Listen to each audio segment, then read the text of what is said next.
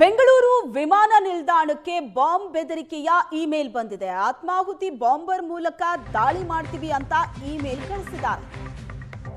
3 RDX IED ಬಳಕೆ ಮಾಡಿ ಟರ್ಮಿನಲ್ನಲ್ಲಿ ಬ್ಲಾಸ್ಟ್ ಮಾಡ್ತೀವಿ ಅಂತ ಮೇಲ್ ಮಾಡಿರೋದು.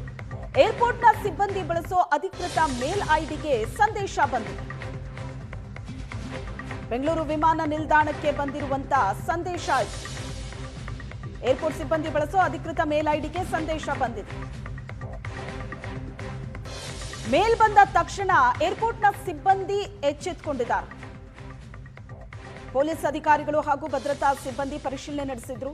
ವಿಮಾನ ನಿಲ್ದಾಣದಲ್ಲಿ ಪೊಲೀಸರು ಭದ್ರತೆಯನ್ನ ಹೆಚ್ಚಿಸಿದ್ದಾರೆ. ಜನವರಿ 16ರ ಮಧ್ಯಾಹ್ನ ಕೆಲ ಕಾಲ ಆತಂಕದ ವಾತಾವರಣ ಸೃಷ್ಟಿಯಾಗಿತ್ತು. ಟರ್ಮಿನಲ್ನಲ್ಲಿ ಬ್ಲಾಸ್ಟ್ ಮಾಡ್ತೀವಿ ಅಂತ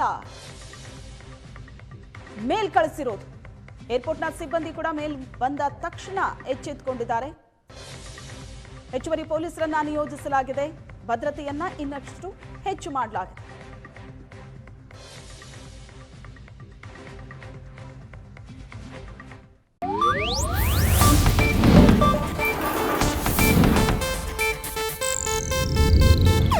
ಇದು ಏಷ್ಯಾನೆಟ್ ನ್ಯೂಸ್ ನೆಟ್ವರ್ಕ್ ಪ್ರಸ್ತುತಿ.